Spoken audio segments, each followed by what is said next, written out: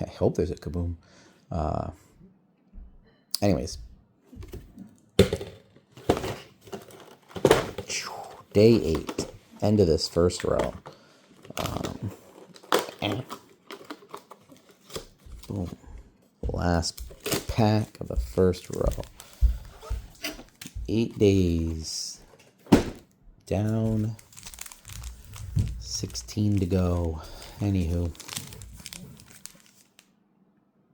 Let's see if there's something good in this guy.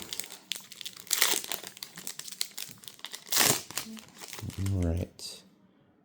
I've got a Xavier Leggett.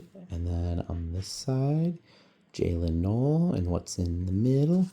The white stuff. A Jaden Daniels. Hog Heaven. Okay, well, there's that. Don't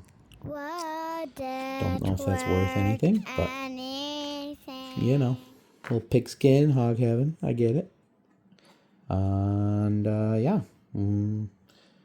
we'll be back tomorrow with more of the advent calendars, Topps Baseball and Absolute Football. Thanks for tuning in. We'll see you later. Bye-bye.